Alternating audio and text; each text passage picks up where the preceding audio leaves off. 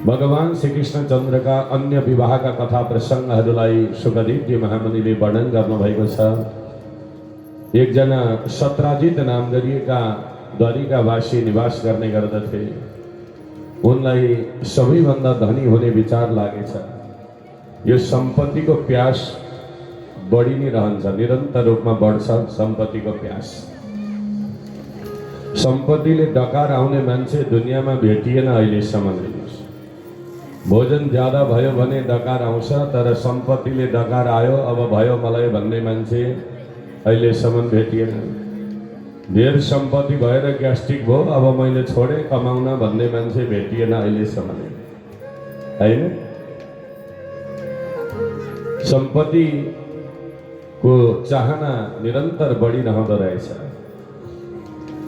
सत्राजितलाई पनि सबैभन्दा धनी हुने विचार आयो अनि उनले सूर्य भगवानको उपासना गरेछन्। भगवान सूर्यले प्रसन्न भएर सत्राजितलाई एउटा स्यमन्तक नाम गरिएको मणि प्रदान गर्नुभयो। त्यो स्यमन्तक मणिले चाहिँ 8 भारा दिनै पछि 8 भार सुन प्रदान गर्दथ्यो। 8 भार भनेको लगभग 82-84 किलो सुन दिनै पछि। बेलुका जहाँ मणि राखेको हुन्थ्यो बिहान हेर्दा त्यति सुन भइरहेको हुन्थ्यो। त्यस्तो मणि एउटा हामीहरूले पनि भेट्न पाए। त्यत्रो किन चाहियो र? 1 किलो दिनको भए पनि 1 तोलै मात्रै भए पनि त काम चल्थ्यो नि त, हैन? सत्राजितले त्यस्तो किम्ती मणि प्राप्त गरेछन् अनि लिएर आए। गलामा धारण गरेर आउँदै थिए। भगवान कृष्णका साथमा द्वारिकावासीहरू बसिरहेका थिए। त्यो गलाको मणि चम्किएछ। मणि चम्किएको देखेर भने एस आयाति सविता तम दृक्षर जगत्पते। हे कृष्ण, भगवान सूर्य हजुरको दर्शन गर्नका लागि आउँदै हुनुहुन्छ जस्तो छ नि भने। भगवानले भन्नुभयो त्यो सूर्य आएका होइनन्, सूर्यले दिएको मणि चाहिँ चम्किएको हो भन्नुभयो। अनि छेउमा आएपछि भगवानले सत्राजितलाई भन्नुभयो, हेर सत्राजित, यो मणि लगेर तिमीले घरमा नराख, किनकि सम्पत्ति देखेपछि अर्काले गलत नजर लगाउँछ। अनि व्यवहारमा के देखिन्छ भने मान्छेको जति सम्पत्ति बढ्यो नि, जति सम्पत्ति बढ्यो उति शत्रु पनि बढ्दै जान्छन्। अर्काका आँखामा नराम्रो देखिन थाल्छ। त्यसैले यो काम नगर, यो मणिलाई ल्याएर राजदरबारमा राख। यसबाट जति पनि सुन उत्पादन हुन्छ त्यो सबै तिम्रै हुन्छ। हामी चलाउँदैनौँ न त्यो सुनलाई, तर तिम्रो ज्यानको सुरक्षाको लागि मैले भनेर भगवानले भन्नुभयो। सत्राजितले विचार गरे, यो कृष्ण मेरो सम्पत्ति देखेर जल्दो रहेछ, मलाई मेरो सम्पत्ति जहाँसुकै राखौँ न, के मतलब उसलाई? भगवानले भनेको कुरा उनले विश्वास गरेनन्। लिएर गइसके पश्चात घरमा राखेका थिए। एक दिनको कुरा, तिनी सत्राजितका भाइ थिए, प्रसेन नाम गरिएका।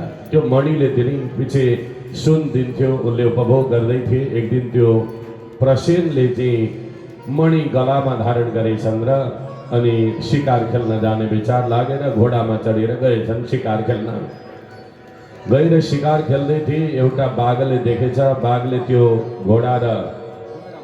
घोडाको अनि प्रसेनलाई दुईटैलाई वध गरेर मणि लिएर भाग्यो। त्यही जङ्गलमा एउटा जाम्बवाद नाम गरिएको भालु थियो। त्यो भालुले पनि देखेछन्। गएर त्यो बाघलाई भालुले मारेर मणि लिएर गएर एउटा गुफाभित्र प्रवेश गरे। भालु मणि लिएर शिकार खेल्न गएको भाइ फर्केर आएन। आज 1 दिन भयो, 2 दिन भयो, 3 दिन भयो, भाइ फर्केर आउँदैन। बडा पीडा भयो, बडा कष्ट भयो। अब भाइको भन्दा पनि मणिको धेर चिन्ता छ। अब हेर्नु न, त्यस्तो किम्ती मणि कहाँ लग्यो त भनेर बडा चिन्ता परिरहेको थियो। यसो विचार गरे सत्राजितले, मलाई त्यस दिन त्यो कृष्णले भन्दै थियो मणि घरमा नराख भनेर। भने मेरो भाइ एकान्तमा शिकार खेल्न गएको मौका बनाएर पक्कै पनि त्यो कृष्णले मेरो भाइलाई मारेर मणि लगेको हुनुपर्छ भनेर त्यस्तो अर्थ लगाएन, उल्टो अर्थ लगाए। अनि यो कुरा चाहिँ कसलाई सुनाउने त अब भन्दा आफ्नै धर्मपत्नी भन्दा नजिकैको सम्बन्ध त अरू कसैसँग हुँदैन। शयन कक्षमा गएका बेला श्रीमतीलाई भनेछन्, देवी तिमीले भन्नजी कसैलाई नभन्नु, तर मलाई शङ्का छ कृष्णले मेरो भाइलाई मारेर मणि लगेको हुनुपर्छ है भनेछन्। भोलिपल्ट बिहान कुवामा पानी भर्न गइछन् सत्राजितकी पत्नी। तल्ला घर माटला घरकी छिमेकिनीहरू पनि आएछन्। तिमीहरूले कसैलाई भन्दैनौ भने म एउटा कुरा सुटुक्क भन्छु भनिन्। के कुरा भन्दा यस्तो यस्तो हो, मेरा देवरलाई मारेर कृष्णले मणि लगे अरे। कसैलाई नसुनाउनु भन्नुभएको थियो, मैले तिमीलाई मात्रै सुनाएँ, तिमीहरूले चाहिँ नसुनाउनु है भनिन्छ। हुन्छ भने अरू चारजनाले ती अरू चारजनालाई सुनाएछन्, तिमीहरूले चाहिँ कसैलाई नसुनाउनु है भने उनीहरूले पनि। गर्दै गर्दै गर्ने जपनजना सबै द्वारिकामा हल्ला फैलिएछ, कृष्णले प्रसेनलाई मारेर मणि लगे अरे भनेर। कुनै कुराको छिट्टै प्रचार प्रसार गर्नुपर्ने छ भने माताहरूलाई सुनाउनु पर्छ अरे। माताहरूका अगाडि नागरिक एफएम पनि फेल खान्छन् अरे। पत्र पत्रिका मिडिया पनि फेल खान्छन्। किन भन्दा युधिष्ठिर राजाले श्राप दिएको छ समस्त नारी जातिहरूलाई। महाभारतमा प्रसङ्ग छ,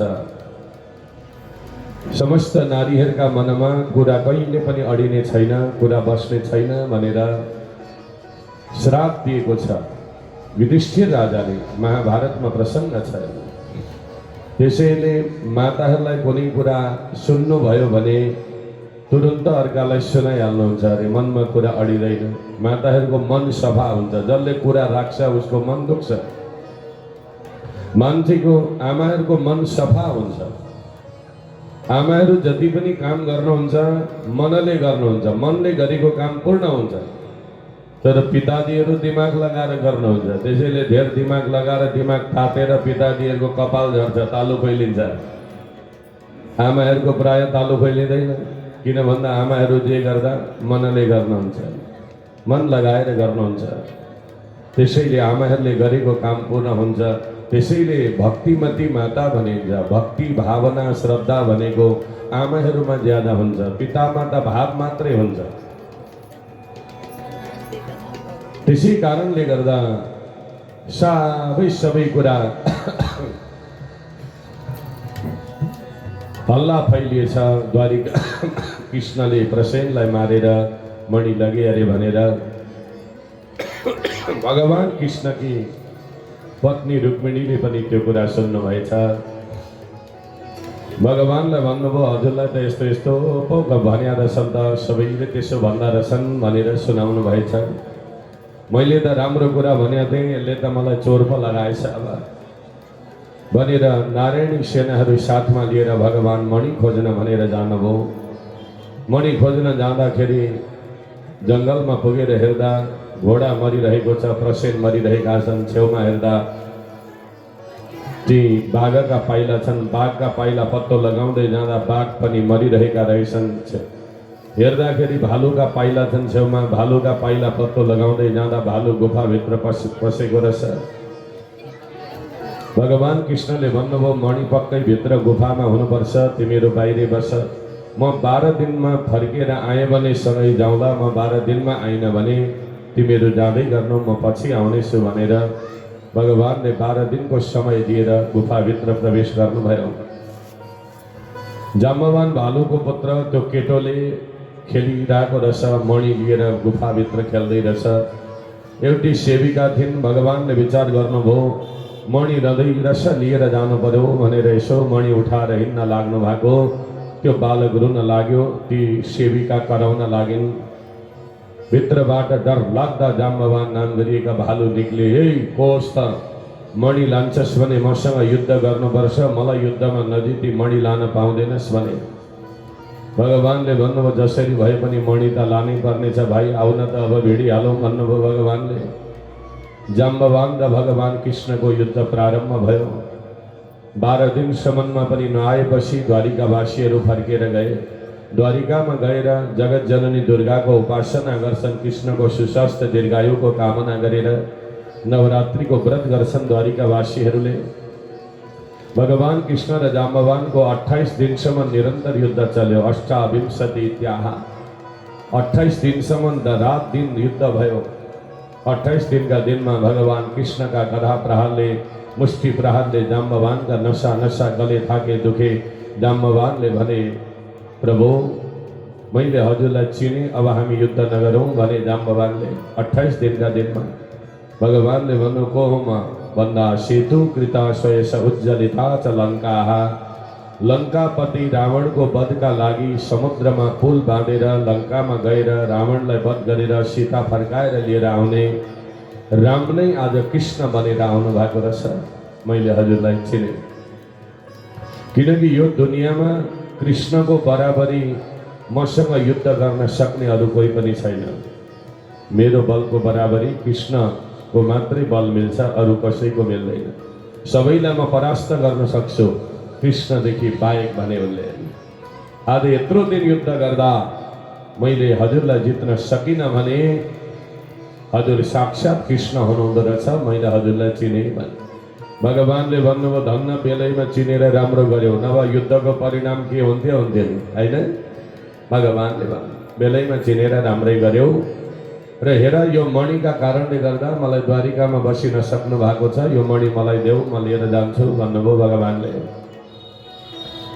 जाम्बवानले भने, प्रभु यो मणि मैले त्यसै ल्याएको होइन, मेरी एउटी छोरी छन्, छोरीको विवाह गर्न चाहिएको थियो, खर्च चाहिएकोले मणि ल्याएको हो मैले। अब मणि चाहिँ हजुरले लानुहुन्छ भने छोरी चाहिँ कसले लान्छ नि त? फेरि अब बिहे गर्ने खर्चै हुँदैन मसँग, त्यसैले मेरी छोरी पनि हजुरले स्वीकार गरिदिनुहोस् प्रभु भनेर जाम्बवानले प्रस्ताव राख्नुभयो। भगवानले भन्नुभयो, भइगयो नि त भनेर जाम्बवान भालुकी छोरी जाम्बवतीलाई विवाह गर्नुभयो कृष्णले र लिएर आउनुभयो। प्रभु यो मणि यही हो, मसँग दिने अरू केही छैन भने मणि पनि दिएर पठाए। भगवानले ल्याएर जाम्बवतीलाई भित्र्याउनु भयो, मणि लगेर सत्राजितलाई दिनुभयो। हेर भाइ, तिमीले मलाई व्यर्थमा कलङ्क लगाएका थियौ, मलाई त फाइदै भयो, मणिका कारणले अर्को पनि बिहे भयो मेरो, होइन? तर आजदेखि सोचेर मात्रै बोल्नु भनेर मणि दिनुभयो।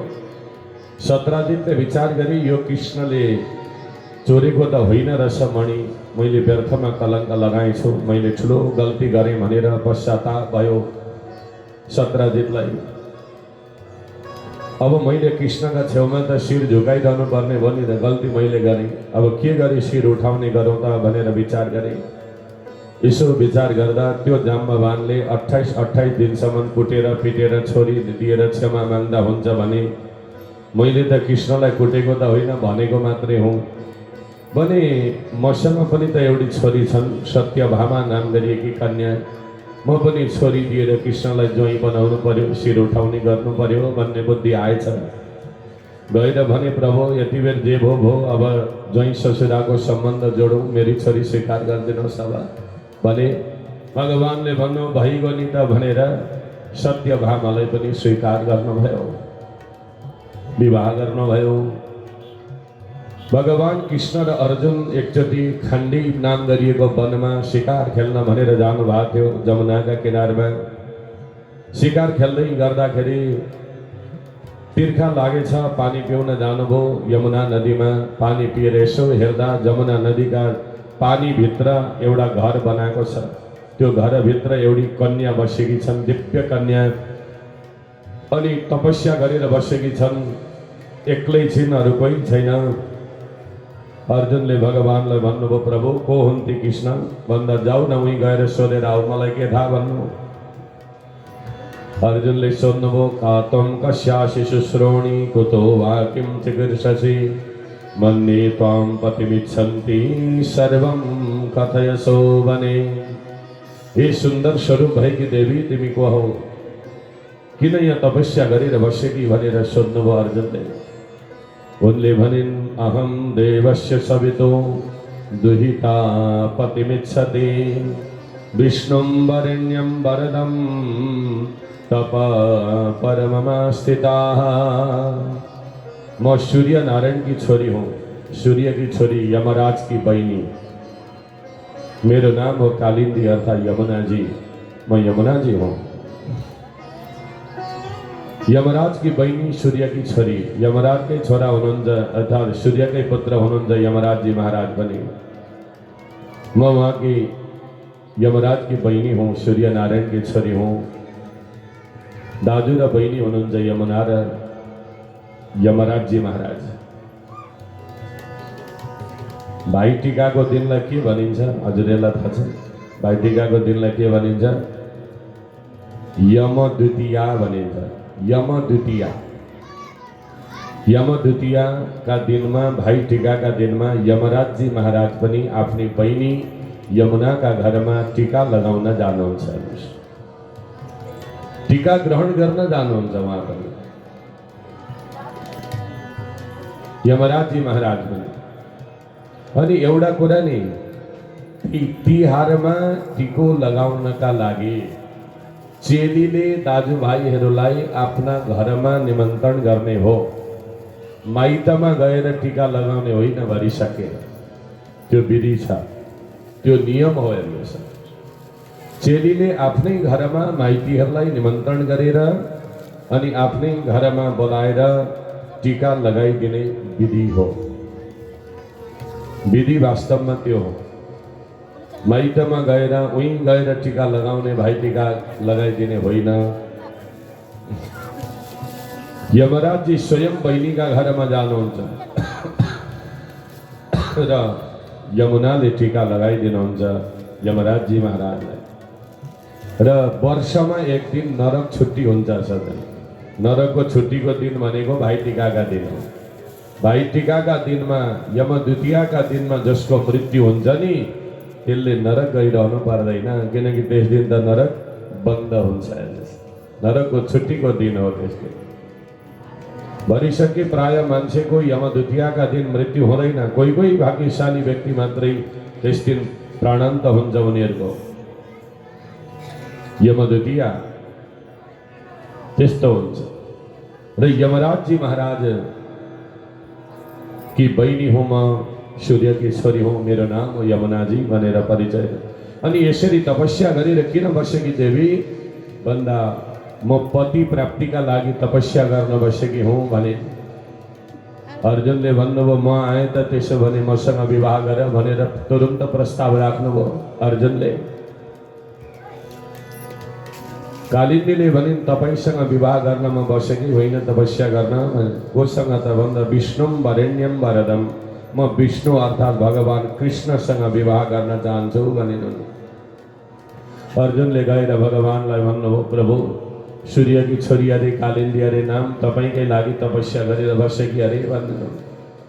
छक्क पर्नुभयो।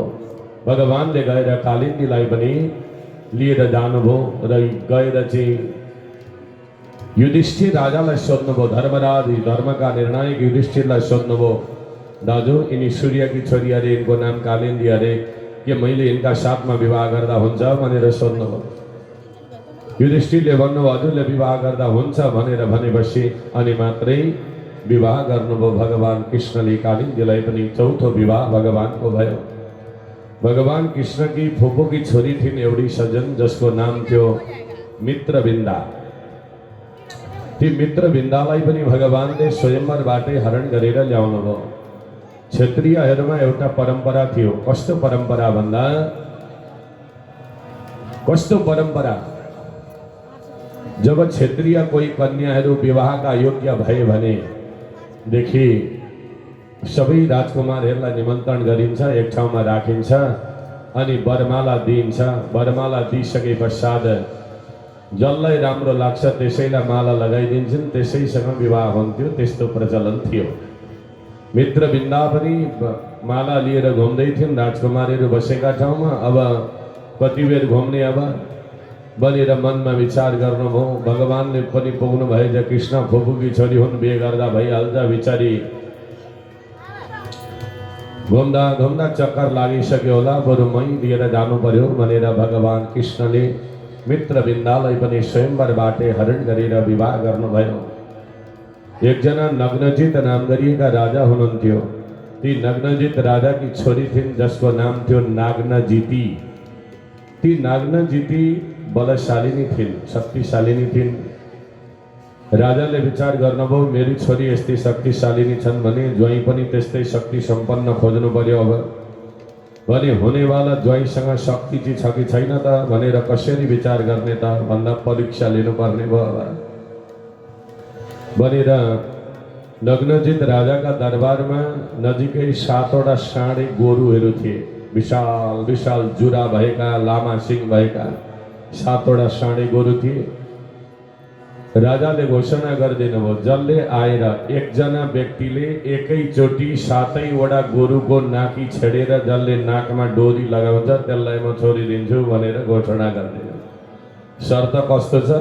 एकजनाले एकैचोटि 7वटा गोरुको नाकी छेड्नुपर्छ, अलग अलग गरेर होइन। शर्त त्यस्तो छ। अनि सबै राजकुमारहरू आउन लागे। पहिले कसैकी छोरी माग्न जाँदा परीक्षा लिने चलन थियो अरे। हजुरबाहरूलाई सोद्धा थाहा भइहाल्छ। परीक्षा लिएर मात्रै छोरी दिने चलन थियो। कसैलाई डोको बुन्न लगाउँथे अरे, कसैलाई छाप्री बुन्न लगाउँथे, कसैलाई मला बुन्न लगाउँथे, कसैलाई किलो तिखार्न लगाउँथे अरे, कसैलाई घर छाउन लाउँथे अरे। घर जाउँदा धुरीबाट सुरु गर्छ कि बल्यासीबाट सुरु गर्छ अघि हेरिहाल्थे अरे। कसैलाई बारी खन्न लगाउँथे, कसैलाई डोरी बाट्न लगाउँथे। अनि परीक्षामा पास भएपछि मात्रै छोरी दिन्थे, किनकि जोसँग सिप छ त्यसैले छोरी पाल्छ भन्ने चलन थियो पहिले। सिप भएकाले मात्रै छोरी पाल्छ, सिप नभएका व्यक्तिले छोरी पाल्दैन भन्थे। अनि जसका गाई भैँसी गोठ धेरै हुन्थे, धेरैतिर गोठहरू हुन्थे, उनीहरूले नि पाल्छन्। धनी व्यक्ति तिनै हुन् भन्थे। जसका घरमा तामाका पित्तलका भाँडा बर्तन झर्के थाल बटुका ज्यादा हुन्थे त्यही व्यक्ति धनी मानिन्थ्यो पहिले। तिनैलाई धनी भन्थे, मुखिया भन्थे पहिले होइन, जमिनदार भन्थे धेरै जग्गा जमिन हुनेलाई। त्यसरी सम्बोधन गर्ने गर्थे। त्यस्तैलाई छोरी दिने चलन थियो पहिले। तर अहिले त जागिर भएकालाई छोरी प्राय दिन्छन् मान्छेले। जागिर भएकालाई झन् साह्रो एकचोटि विदेशी गएर आएको छ भने त मरिहत्ते नि गरेर छोरी दिने चलन आयो त्यतिखेर, होइन त? समय कहाँबाट कहाँ पुग्यो। भक्तवत्सल भगवानको यो समयको खेल हो। अनि राजाले पनि घोषणा गरिदिनु भएको छ, सबै राजकुमारहरू आउँछन्। एउटा गोरुलाई समाएर नाकी छेड्न खोज्छन्, अर्काले आएर हान्छ पछाडिबाट, फेरि अर्को गर्छन्, अर्काले हान्छ। गर्दा गर्दै कतिले ज्यानै गुमाए, कसैले नाकी छेड्न सकेनन्। नाकी छेड्न नसकेपछि राजालाई चिन्ता लागिरहेको थियो। त्यतिकैमा भगवान कृष्णलाई पनि दशा लागेछन् क्यारा। भगवान पनि घुम्दै घुम्दै पुग्नु भएछ। के छ नग्नजित भनेर भगवानले सोद्धा, यस्तो शर्त राखेँ मैले, तर मेरी त छोरीको बिहे होला जस्तो छैन। जीवनभरि कुमारी बस्लिन् जस्तै छ मेरी छोरी त। कसैले नाकी छेड्नै सकेन, शर्त पुरा गर्नै सकेन भने राजाले। भगवानले भन्नुभयो बिहे होला जस्तो छैन, भन्दा छैन। त्यसो भने कोही एउटा खाप्स्यो र डोरी ल्याउनुहोस् त, म विचार गरी हेरौँ भन्नुभयो भगवानले। अनि खाप्स्यो डोरी बोकेर भित्र जानुभयो। घेरामा जाँदा विशाल शरीर भएका 7वटा साँडे गोरु छन्, यताउता घुम्दैछन्। भगवानले आत्मानं सप्तधा कृत्वा आफ्नो स्वरूपलाई 7 भागमा विभाजन गर्नुभयो। 7वटा रूपलाई धारण गर्नुभयो भगवानले। अनि 7वटा रूपलाई धारण गरेर एक-एकवटा गोरुलाई समाएर एउटै समयमा एकैचोटि 7वटा गोरुको नाकी छेडिदिनु भयो। र ती नागनजिती कन्यालाई पनि विवाह गर्नुभयो भगवानले। 6 विवाह भए भगवानका। भगवान कृष्ण की अर्की फुपूकी छोरी थिइन् जसको नाम थियो लक्ष्मणा। ती लक्ष्मणालाई पनि भगवानले विवाह गर्नुहुन्छ। एकजना विदर्भ देशका राजा थिए। ती राजाकी छोरी थिइन् जसको नाम थियो भद्रा। ती भद्रालाई पनि भगवानले विवाह गर्नुहुन्छ। जम्मा 8 विवाह भए भगवानका। यी अष्टशक्तिहरू, अष्ट प्रकृति स्वरूपिणी देवीहरू भए। पहिलो विवाह भगवानले रुक्मिणीका साथमा गर्नुभयो।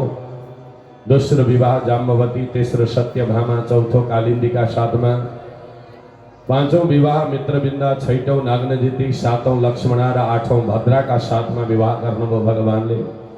हामी सत्यनारायण भगवानको पूजा गर्दा पहिले वरिपरि यिनै अष्ट प्रकृति स्वरूपिणी देवीहरूको पूजा गर्छौं, अष्ट शक्तिहरूको, अनि मात्रै हामी सत्यनारायण भगवानको पूजा गर्छौं। तिनै अष्ट शक्ति भगवानका प्रकृति स्वरूपा देवीहरू भए सजन। भगवान कृष्णले त विवाह धेरै गर्नुहुन्छ, अहिले त 8 विवाह भए। जम्मा कति विवाह गर्नुहुन्छ भगवानले भन्दा 16,108 विवाह गर्नुहुन्छ। भर्खर 8 विवाह भए। हामीले मध्याह पूर्वैदेखि बिहे गर्न थालेका हैन त। अहिलेसम्ममा लगभग 8वटा बिहे भर्खर सकिँदैछ, अझै 16,100 वटा बिहे बाँकी नै छ। मलाई त लाग्छ भोलि अब कथा सक्नु पर्नेमा बिहे गर्दा गर्दै अरु 7 दिन लाग्ला जस्तो छ। यहाँ त सप्ताह होइन 14 पो होला जस्तो छ।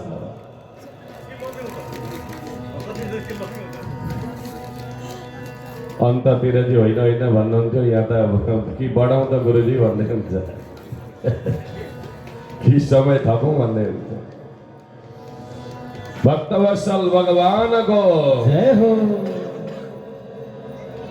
एकजना भौमासुर नाम गरिएका दैत्य थिए, भूमिका पुत्र, पृथ्वीका पुत्र। ती भौमासुर दैत्यले विचार गरे सबैले जन्म लिएर नयाँ नयाँ काम गर्छन्, इतिहासका पन्नामा नाम लेख्छन्, म चाहिँ के गरौँ त भनेर विचार गरेछन्। गिनिज बुकमा नाम लेख्ने प्रचलन पहिले पनि थियो। नयाँ काम गरियो भने गिनिज बुकमा इतिहासमा नाम लेखिन्छ। भौमासुरले विचार गरे अब म क्षेत्रीय राजाहरूसँग युद्ध गर्नु पर्यो र राजाहरूकी कन्याहरूलाई हरण गरेर ल्याउनु पर्यो र 20,000 वटी कन्या भेला पारेपछि एकैचोटि कन्यादान गर्नु पर्यो भनेर विचार गरेछन्। त्यो एउटा नयाँ काम हुन्छ, कसैले नगरेको काम। एकातिर जान्छन् राजाहरूसँग युद्ध गरेर राजकन्यालाई हरण गरेर ल्याउँछन्, भोलि अर्कातिर जान्छन्, पर्सि अर्कातिर गर्दा गर्दै 16,100 कन्याहरूलाई भेला पारेछन्। यी 16,100 कन्या भनेका साधारण कन्या थिएनन् सजन। वेदमा जम्मा 1,00,000 वटा मन्त्रहरू छन्। वेदमा ती 1,00,000 मन्त्र मध्येमा 81,000 मन्त्रहरू कर्मकाण्डका मन्त्र छन्, 16,100 मन्त्र उपासना काण्डका मन्त्रहरू छन्, 2900 मन्त्र ज्ञान काण्डका मन्त्रहरू छन्। ती 16,100 उपासना काण्डका वेदका मन्त्र ऋचाहरू नै मूर्तिमती बनेर राजकन्या बनेर आएका छन्। उनीहरू आएका हुन् भगवानको लीलामा सहायता गर्नका लागि। साधारण कन्या थिएनन् उनीहरू भनेका। अब एक एक जना गरेर भगवानले भेला पार्दा त समय लाग्ने भयो। भौमासुरले अत्याचार मचाइरहेका थिए, उनैलाई निमित्त भगवानले बनाउनु भयो। 16,100 कन्या भेला पारेर कारागारमा बन्दी बनाएर राखेका थिए। ती कन्याहरूले एउटा पत्र लेखेर दूतको माध्यमद्वारा भगवान द्वारिकाधीश समक्ष पठाए। हे कृष्ण, भौमासुरले हामीलाई हरण गर्दै ल्याउँदै बन्दी गृहमा बन्दी बनाएर राखेको छ। अब हजुर सिवाय अरू हाम्रो उद्धार गर्ने कोही पनि छैन भनेर उनीहरूले त्यस्तो पत्र लेखेर पठाएका रहेछन्। भगवानले सत्यभामालाई साथमा लिएर गरुडमा चढेर एकाएक भौमासुरको राजधानीमा जानुहुन्छ। जाँदाखेरि सजन युद्ध हुन लाग्यो। एउटा मुर नाम गरिएको दैत्य रहेछ, त्यो मुर दैत्यको उद्धार भगवानले गर्नुहुन्छ। त्यस दिनदेखि कृष्णको नाम नै मुरारी भयो। मुर दैत्यको उद्धार भगवानले गरेकाले कृष्णको नाम नै मुरारी भयो। भन्नुन् मुरारी भगवानको जय हो। अनि भगवान श्री कृष्णचन्द्रसँग युद्ध भयो भौमासुर आदिको। भौमासुरले भगवानलाई मार्न भनेर शतग्नि पड्कायो। शतग्नि भनेको 100 योजनसम्म अग्निका ज्वालाहरू फ्याँक्न सक्ने तोप, बन्दुक, बम पड्कायो, बारुद पड्कायो त्यतिखेर भौमासुरले। अहिले हामी भन्छौँ वैज्ञानिकहरूले अणुबम, परमाणु बम, एटम बम जस्ता बमहरू बनाए विश्व ध्वस्त गर्न सक्ने भनेर हामी भन्छौँ। तर भौमासुरले द्वापर युगमा भौमासुरले भगवानलाई मार्न त्यतिखेर पनि बम पड्काएको थियो। भागवतमा प्रमाण छ। भने बम त पहिले पनि रहेछ, बारुद पहिले पनि रहेछ। त्यही पहिले भएका कुरालाई नै हाम्रा पूर्वीय दर्शनलाई आधार लिएर नै वैज्ञानिकहरूले अहिले निर्माण गर्नु भएको रहेछ। अरू आधार त केही पनि रहेन रहेछ वैज्ञानिकहरूका लागि भन्ने कुरा हामीले बुझ्नु पर्छ। हाम्रा वेदले पूर्वीय दर्शनले नभनेको कुरा, नगरेको कुरा, ऋषिमुनिहरूले अनुभव नगरेका कुराहरू वैज्ञानिकहरूले कुनै पनि निर्माण गरेका छैनन्। अहिले आएर भगवान कृष्णले भौमासुरको वध गर्नुहुन्छ अनि वध गरेर ती 16,100 कन्याहरूलाई कारागारबाट मुक्त गरिदिनु भयो। ती 16,100 कन्याहरूले भगवानको दिव्य स्तुति गर्छन्, हे प्रभु हामीलाई कुनै रानी महारानी बनेर बस्ने इच्छा होइन, हामीलाई स्वर्गको राज सुख हामीलाई चाहिएको छैन भने के चाहियो त भन्दा आनन्दम वा हरे पदम, हजुरका चरणारविन्दको सेवा गर्ने अवसर हामीलाई प्रदान गर्नुहोस् प्रभु। हामी चरणको दासी बनेर हजुरको सेवा गर्न चाहन्छौँ भनेर 16,100 कन्याहरूले स्तुति गरे भगवानको। भगवानले भन्नु ठिकै छ, म तिमीहरूलाई लिएर जान्छु हिँड भनेर द्वारिकामा भगवानले लिएर जानुभयो 16,100 कन्याहरूलाई। एकैचोटि 16,100 कन्याका साथमा विवाहको प्रसङ्गलाई सुखदेवजीले वर्णन गर्नुभएको छ। 16,108 विवाह भयो भगवानको। अब भगवानले विचार गर्नुभयो अब सबैजनालाई एउटै घरमा राख्यो भने त बसि नसक्नु होला, फेरि झगडा होला होइन। अनि 16,108 जनालाई राख्ने घर पनि त निकै गतिले बनाउनु पर्यो नि, फेरि सबैलाई एक एकवटा कोठा त दिनै पर्यो होइन, एक एक तला चाहियो, फेरि बडा गाह्रो छ। त्यसैले भगवान श्रीकृष्णचन्द्रले आफ्नो योग माया शक्तिका प्रभावद्वारा 16,108वटा घर निर्माण गर्नुभयो। अनि घर पनि एकै किसिमका एउटै डिजाइनका घरहरू सबै निर्माण गर्नु, किनकि मलाई यस्तो उसलाई देखिन त्यस्तो भन्ने हुन्छ नि त, फेरि डाहा भइहाल्छ। त्यसैले एकै किसिमका घर बनाउनु भयो र प्रत्येक रानीहरूलाई एक एकवटा घर भगवानले दिनुभयो। आजदेखि यो घरकी मालिक नै तिमी हौ भनेर सबैलाई एक एकवटा घर दिनु। भगवानले विचार गर्नुभयो अब घर त सबैलाई भयो, म चाहिँ एउटा मात्रै छु, अब म चाहिँ एउटीसँग मात्रै बसेँ भने अर्कीलाई दुःख लाग्ला, कृष्णले त मलाई त माया गर्नु भएन, मेरामा त आउँदै आउनुहुन्न भन्ने फेरि भन्ने विचार गरेर भगवानले प्रत्येक रानीहरूका साथमा अलग अलग स्वरूपलाई धारण गरेर विराजमान हुनुभयो। भगवान 16,108वटा रूपलाई धारण गर्नुभयो भगवानले र प्रत्येक रानीहरूका साथमा भगवान विराजमान हुनुहुन्छ, कसैलाई पनि एक्लो छोड्नु भएन। र अनि प्रत्येक रानीहरूबाट 10-10 भाइ छोराहरू र एक एक बहिनी छोरीहरूको पनि जन्म हुन्छ। भगवानका परिवारहरू कति भयो होला हजुरहरूलाई हिसाब गर्न निकै बेर लाग्छ। 16,108 पत्नीहरू, प्रत्येकबाट 10-10 भाइ छोरा र एक एक बहिनी छोरीहरूको जन्म भयो। भगवानका परिवारहरू धेरै छन्, 1,77,188 जना भगवानका परिवार छन्। त्यत्रा परिवारका साथमा भगवान विराजमान हुनुहुन्छ, तर कसैलाई पनि एक्लो छोड्नु भएको छैन भगवानले। कोही दुखी छैनन्, सबै सुखी छन्, सबै आनन्दित छन्, सबै हर्षित छन्, सबैजना विराजमान छन् द्वारिकामा। भगवानका कृपाले, भगवानका छत्र छायामा सबैजना सुरक्षित छन्। र भगवानले यो विष्णु स्वरूपको परिचय दिनुभयो हामी सबैलाई। विष्णु भनेको विवेष्टि व्याप्नोति सर्वम जगत इति विष्णु हो, जो हर चिजमा व्याप्त हुनुहुन्छ, परमात्मा घटघटमा अवस्थित रहनुहुन्छ। एक भगवान एकबाट अनेक बन्नुहुन्छ, अनेकबाट सूक्ष्म बन्नुहुन्छ, सूक्ष्मबाट निराकार बन्नुहुन्छ। यो भगवानको स्वरूप हो सज्जन। भगवानले दिव्य लीला गर्नुहुन्छ। नारदजीलाई शङ्का लागेछ, कृष्ण त्यत्रा परिवारका साथमा कसरी बस्नुहुन्छ होला नि भन्ने शङ्का लागेछ। अनि नारदजी भगवान कृष्णको गृहस्थ आश्रमको दर्शन गर्न भनेर जानुभयो द्वारिकामा। प्रत्येक रानीहरूका घर घरमा भित्र जानुभयो, तर भगवान कृष्ण प्रत्येक रानीहरूका घरमा अलग अलग कर्म गरेर बसेको अवस्थामा नारदजीले देख्नु भएछ। सबैका साथमा अलग अलग कर्म गर्दै बस्नु भएको भगवान सबैका साथमा। कोही रानीहरू भन्दैनन् कि कृष्णले मलाई माया गर्नु भएन, कसैले भन्दैन कृष्ण त मेरैमा मात्रै बस्नुहुन्छ, मसँग मात्रै, मलाई छोडेर अन्त कहीँ जानुहुन्न भन्छन् सबैजना। किन भन्दा सबैका साथमा भगवान हुनुहुन्छ। यसरी भगवानको अद्भुत लीला प्रसङ्गका विषयमा सुखदेवजीले वर्णन गर्नुभएको छ। अब राजा परीक्षितले बडा अद्भुत प्रश्न गर्दै हुनुहुन्छ सज्जन यहाँ अब आएर। आउनुहोस् एउटा मिठो भजनको आनन्द लिउँ अनि मनलाई केन्द्रित गरेर हामी भागवतको मुटु रूपी कथा अत्यन्त आनन्ददायक करुण रसले भरिएको कथाभित्र हामी प्रवेश गर्दैछौँ। एउटा मिठो भजनको आनन्द लिउँ। भक्तवत्सल भगवानको जय हो, श्री कृष्णचन्द्र भगवानको जय हो। हरि भजन मा लाज मेरो मन, आजा बंसी को धुन सुनेर हो। हरि भजन मा लाज मेरो मन, आजा बंसी को धुन सुनेर हो। हरि भजन मा लाज मेरो मन, आजा बंसी को धुन सुनेर।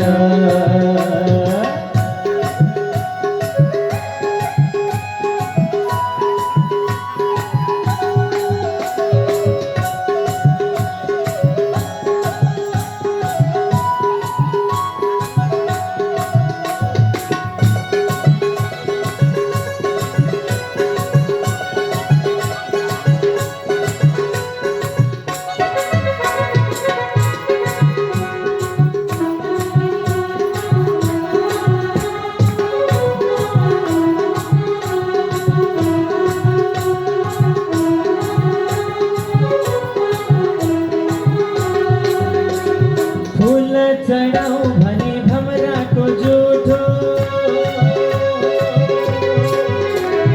फूल चढ़ाओ भने भमरा को जूठो। भमरा को जूठो प्रभु भमरा को जूठो। भमरा ले छाड़ दियो फूल फूल फूल, भमरा ले छाड़ दियो फूल, आजा बंसी को धुन सुनेरा। भमरा ले छाड़ दियो फूल, आजा बंसी को धुन सुनेरा हो। हरि भजन मा लाज मेरो मन, आजा बंसी को धुन सुनेरा हो। हरि भजन मा लाज मेरो मन, आजा बंसी को धुन सुनेरा।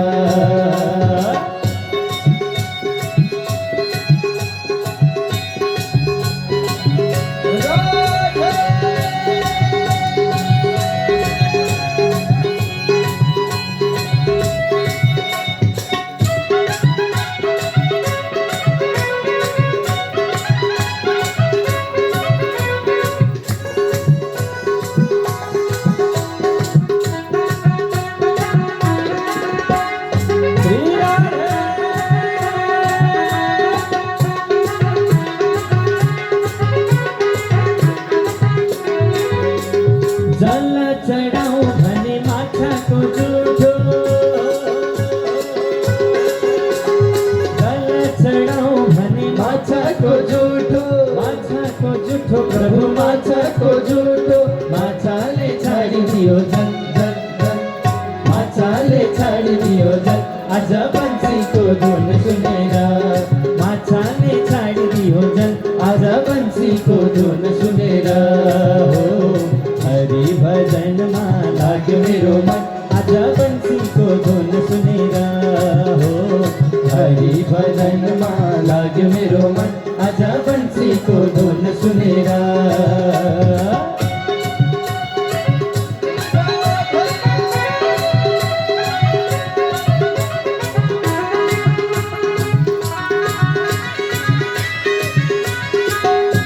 भक्तवत्सल भगवान का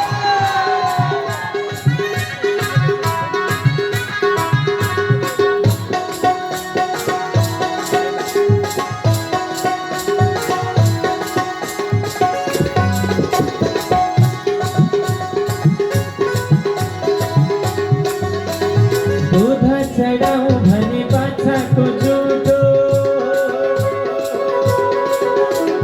दूध चढ़ाओ भने बाछा को जूठो। बाछा को जूठो प्रभु बाछा को जूठो। बाछा ले छाड़ दियो दूध दूध दूध दूध, बाछा ले छाड़ दियो दूध, आजा बंसी को धुन सुनेरा। बाछा ले छाड़ दियो दूध, आजा बंसी को धुन सुनेरा हो। हरि भजन मा लाग मेरो मन, आजा बंसी को धुन सुनेरा हो। हरि भजन मा लाग मेरो मन, आजा बंसी को धुन सुनेरा हो। हरि भजन मा लाग मेरो मन, आजा बंसी को धुन सुनेरा।